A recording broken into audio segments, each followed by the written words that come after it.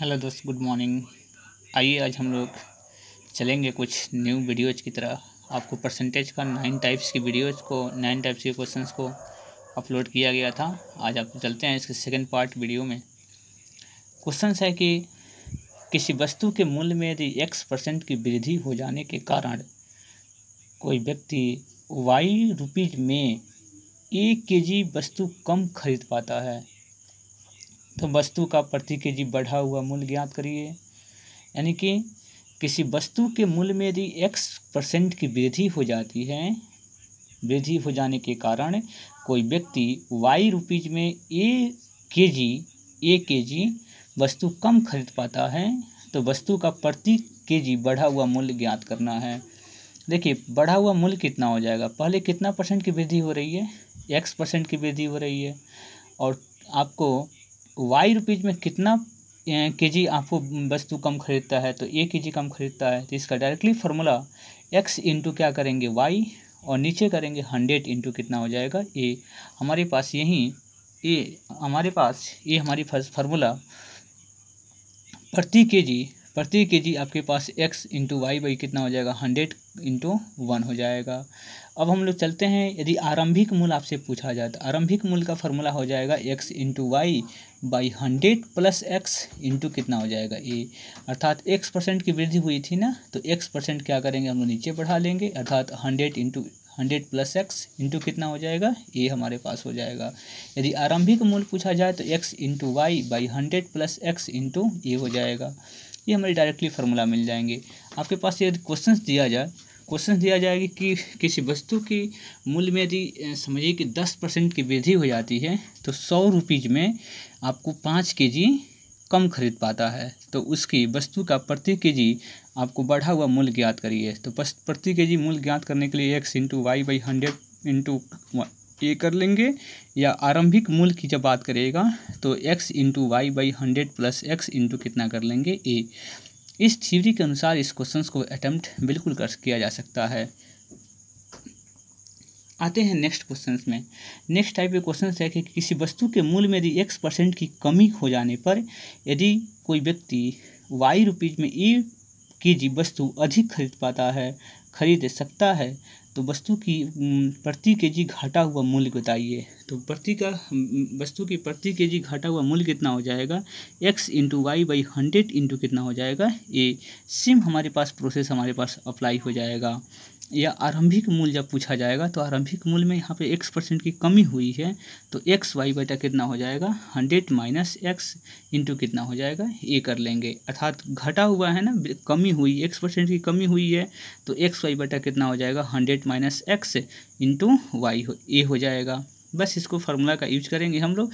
इस टाइप के क्वेश्चन को बिल्कुल प्रूफ हम लोग क्वेश्चन को सॉल्व बिल्कुल कर सकते हैं। नेक्स्ट क्वेश्चन है कि किसी वस्तु के मूल्य में यदि x% की वृद्धि हो जाने के कारण कोई व्यक्ति ने अपनी उसकी खपत में इतनी कमी कर दी कि उस वस्तु के खर्च में केवल y% की वृद्धि हो। यदि मूल्य वृद्धि के पहले वस्तु की खपत अगर 1 केजी हो तो अब उसकी खपत क्या होगी। क्वेश्चन एक बार और समझ लें कि किसी वस्तु के मूल्य में x% की वृद्धि हो जाने के कारण कोई व्यक्ति ने उसकी खपत में इतनी कमी कर दी कि उस वस्तु पर खर्च में केवल y% की वृद्धि हो गई। कितने परसेंट की वृद्धि हो गई? y% की वृद्धि हो। यदि मूल्य वृद्धि के पहले वस्तु की खपत अगर 1 केजी हो अब उसकी खपत कितनी होगी। तो a इंटू क्या करेंगे 100 प्लस वाई बटा कितना हो जाएगा 100 प्लस x हो जाएगा। बस इसमें फार्मूला समझना है हम लोगों को। 100% की वृद्धि हो रही थी, यहाँ पे y% की वृद्धि हो रही थी, तो इसमें क्या करेंगे a into 100 plus y by 100 plus कितना हो जाएगा x। आपको इसमें a और x और y की वैल्यू बिल्कुल आपके पास क्वेश्चंस के फॉर्मेट में दिया रहेगा। अब इस केवल थ्योरी का हमने अप्लाई किया है, इस थ्योरी पे क्वेश्चन अटेम्प्ट बिल्कुल कर सकते हैं। एक क्वेश्चन और थ्योरी दिया गया है कि यदि किसी वस्तु के मूल्य में x% की कमी हो जाने पर उसकी खपत में इस प्रकार वृद्धि की जाती है कि खर्च की मात्रा y% की कमी हो। खर्च की मात्रा कितनी हो? y% की कमी हो। यदि मूल्य कमी से के पहले वस्तु की खपत अगर 1 kg था, अब उस वस्तु की खपत कितनी होगी? देखिए x% की कमी हुई है और y% की कमी हुई है, तो आपके पास इसमें घटा लेंगे a into 100 minus y by कितना हो जाएगा 100 माइनस x कर लेंगे। बस इस टाइप की प्रॉब्लम्स को आप बिल्कुल सॉल्व कर सकते हैं। अब आते हैं हम लोग दूसरे टाइप्स के क्वेश्चंस के बारे में। यदि किसी क्वेश्चंस हैं कि किसी परीक्षा में उत्तीर्ण होने के लिए 33% अंक चाहिए। कितने चाहिए आपके पास? 33% अंक चाहिए। एक छात्र ने 220 अंक प्राप्त किया तथा 11 अंकों से अनुत्तीर्ण हो गया, तो पूर्णांक कितना था? देखिए पूर्णांक निकालने के लिए इसका अर्थ क्या हुआ कि 33% उसको अंक चाहिए था। कितना अंक लाया था आपने? तो 220 नंबर अंक लाया था और कितना अंक से फेल हो गया? तो 11 नंबर से फेल हो गया। अर्थात अगर 11 नंबर मिल गया रहता तो ऑलरेडी वो उत्तीर्ण हो जाता। तो उत्तीर्ण के लिए कितना परसेंट था? 33%। अर्थात 33% बराबर क्या करेंगे? 220 प्लस कितना कर लेंगे? 11। 200 कितना हो जाएगा? 31% हो गया। अर्थात 33% बराबर 231 है, तो 100% बराबर कितना हो जाएगा? तो 231 बटा कितना कर लेंगे? 33 इंटू 100। आपकी आंसर बिल्कुल 700 आंसर आ जाएगी।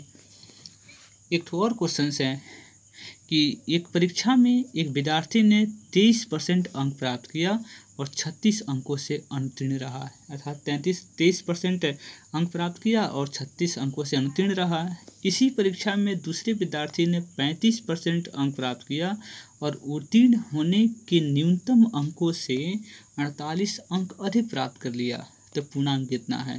देखिए 23% प्राप्त किया था तो 36 अंक से अनुत्तीर्ण, मतलब 36 अंक कम था, तो इसको जोड़ लेंगे तो बिल्कुल आपको पास हो जाएगा। दूसरी बात है कि 35% पास प्राप्त किया है तो 48 नंबर ज़्यादा आ गया है, यानी कि 29 से आपको उत्तीर्ण से 48 जो नंबर से अधिक मिल गया है। तो अधिक मिल गया तो क्या करेंगे? घटा लेंगे। एक कम मिला था तो इसको जोड़ लेंगे। बस इसको सॉल्यूशंस कर लेंगे हम लोग, एक ये हमारे पास आंसर आ जाएगी। अर्थात 12% बराबर कितना हो गया? इसको 35% को ला के इधर घटा लेंगे तो 35% माइनस कितना हो जाएगा? 23%। और ये 36 माइनस प्लस आपको पास 48 हो जाएगा, यानी 12% बराबर 84 है, तो इसलिए 100% बराबर कितना हो जाएगा? आपके पूर्णांक बिल्कुल निकल सकता है। ये क्वेश्चंस आपके पास एक दूसरी टाइप के क्वेश्चंस आपको मिलेगा कि एक परीक्षा में 70% परीक्षार्थी इंग्लिश में तथा 65% मैथ में उत्तीर्ण हुए।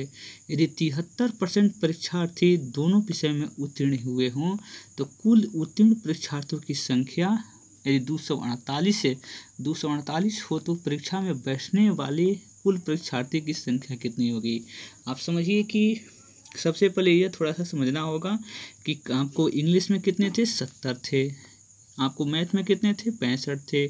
दोनों में कॉमन को क्या करेंगे? घटा लेंगे। दोनों को कॉमन घटा लेंगे तो कितना मिल जाएगा? 62%। दोनों में देखिए कॉमन आपको घटा लेंगे तो 62% कितना हो जाएगा? 248 आपके पास स्टूडेंट था, तो 62% यदि 248 है तो 100% कितना हो जाएगा? अर्थात 248 बटा 62 गुने 100 कर लेंगे। बस आपकी आंसर टोटल बच्चों की संख्या निकल जाएगी। अब आते हैं हम लोग नेक्स्ट टाइप में क्वेश्चंस में, टाइप नंबर 17। इसमें क्वेश्चन समझना है कि यदि दो उम्मीदवारों के बीच चुनाव हुए और चुनाव में डाले गए कुल मतों का 35% मत प्राप्त करके एक उम्मीदवार ने 15,000 मतों से हार गया। अर्थात 35% प्राप्त किया था और 15,000 मतों से हार गया। जीतने वाले उम्मीदवार को कितने वोट मिले? तो देखिए कुल मत अगर 100% किया गया होगा तो इसका अर्थ क्या हुआ कि जीतने वाले उम्मीदवार को कितना अंक मिला होगा? 100 में से 35 घटा लेंगे। इसका अर्थ क्या हुआ? 35% अगर हारने वाले को मिला था तो जीतने वाले को कितना मिला होगा? 65%। तो 65% माइनस कितना कर लेते हैं? 35% कर लेंगे तो आपके पास कितना हो गया? 30%। 30% बराबर कितना हो जाएगा आपके पास? 15,000 मत, क्योंकि हमारे पास यही 15,000 अगर ही ना आपके पास डिफरेंस था जीतने और हारने वालों में बीच में, तो जीतने वालों को मिला अगर 65%, हारने वालों को मिला था 35%, दोनों का डिफरेंस कितना हो गया? 30%। 30% बराबर कितना हो गया? 15,000। इसलिए 100% निकाल लेंगे। 15,000 बटा 30 इंटू कितना हो जाएगा? 100। बस आंसर क्लियर हो जाएगा। दूसरी क्वेश्चन है कि यदि ए का वेतन बी के वेतन से यदि 35%, यदि ए का वेतन बी के वेतन का 35%, बी का वेतन सी के वेतन से 40% तथा तीनों का कुल वेतन यदि 19,250 रुपये है, तो ए तथा बी का वेतन में कितना अंतर होगा। तो सबसे पहले हम रेशियो निकालना होगा, आपको ए बी सी का रेशियो निकालना होगा। तो ए बी सी का रेशियो निकालने के लिए क्या करना होगा, ए जो है बी के वेतन का कितना है 35% है, तो बी का वेतन कितना आपके पास था, सी के वेतन का 40% है, तो सी के वेतन का 40% है, अर्थात सी को मान लेते हैं, अगर 100 मान लेते हैं तो 100 का कितना हो जाएगा 40%, और ई का कितना हो जाएगा 40 का 35% हो जाएगा। तो आप रेशियो बिल्कुल निकाल सकते हैं, आपके पास हो जाएगा 7:20:50 हो जाएगा। ई और बी के बीच का अंतर निकालना है, तो दोनों ए और बी के बीच का अंतर कितना हो जाएगा, तो ए और बी का बीच का अंतर कितना हो जाएगा, 20 में से 7 घटा लेंगे और बाई नीचे टोटल सम कर लेंगे, इंटू कितना कर लेंगे, आपके पास 19,250 कर लेंगे। बस आपकी आंसर बिल्कुल क्लियर हो जाएगा। आप एक और क्वेश्चन देखिए, एक आदमी अपनी आमदनी का 25% खाने पर, 20% किराए पर तथा 10% पढ़ाई पर खर्च करता है। यदि 75 रुपया आयकर देने के बाद उसके पास यदि 465 रुपये बचता है, तो उसकी मासिक आय कितनी है। तो थोड़ा सा ध्यान रखिए, जितना आपके पास खर्च हुई है सबको आप एडिंग कर लीजिए। तो एडिंग कर लेंगे तो आपके पास 25%, 20% और 10%, कितना रुपये जो उसके पास बचता है, 75 रुपये आपको आयकर देता है और 465 रुपये बचता है, टोटल आपको पास कवर कर लेंगे तो कितना हो जाएगा, या 100%। तो माना कि 100% हो गया, तो 100% में से क्या करेंगे, सभी परसेंट को घटा दिया और कितना हो जाएगा बराबर 465 प्लस कितना हो जाएगा 75, अर्थात 45% बराबर हो जाएगा 540। इसलिए 100% बराबर कितना हो जाएगा 540/45 इंटू कितना हो जाएगा 100 बराबर 1200, आपकी आंसर आ जाएगी। नेक्स्ट टाइप के क्वेश्चन हम चलते हैं। एक लास्ट टाइप के क्वेश्चन आपको दिया जा रहा है। लास्ट टाइप के क्वेश्चन में लिखा है कि यदि चीनी और पानी के 25 लीटर घोल में 20% चीनी है, घोल को गर्म करने पर 5 लीटर पानी वाष्प द्वारा उड़ा दिया गया, तो शेष बचे घोल में चीनी का प्रतिशत क्या होगा। देखिए, माना कि मूल घोल तथा नया घोल दोनों में चीनी की मात्रा समान है। देखिए, पानी ने इसमें से उड़ा है, चीनी तो ऑलरेडी समान है। देखिए, पहले 25% का कितना हो जाएगा, 25 का कितना परसेंट, 20%, 25 से 20% पानी आपके पास चीनी था, क्योंकि चीनी की मात्रा दोनों में समान होगी। तो आपको देखिए 5 लीटर पानी अगर उड़ गया है, तो इसका अर्थ क्या हुआ कि अब मात्रा कितना हो जाएगा, 20 लीटर हो जाएगा, क्योंकि पहले 25 लीटर था, अब कितना हो जाएगा 20 लीटर हो जाएगा। 20 लीटर का कितना परसेंट, तो बताइए 20 लीटर का कितना परसेंट आपके पास होगा। तो यही परसेंट को ही हम लोग का क्या करना है, निकालना है, कितना परसेंट अब चीनी की मात्रा रहेगी। अर्थात 25 का 20% निकाल लीजिए और ये हो जाएगा 20% का, यानी कि x/100 कर लीजिए। इसमें x की वैल्यू क्या करेंगे, हम लोग फाइंड कर लेंगे। अर्थात वाट बराबर कितना हो जाएगा, 20/25 100 है, यानी कि 5 हो जाएगा, इधर 5 हो जाएगा, 50/25 हो जाएगा। बस हमारे पास वाट बराबर कितना हो जाएगा, 25% हो जाएगा।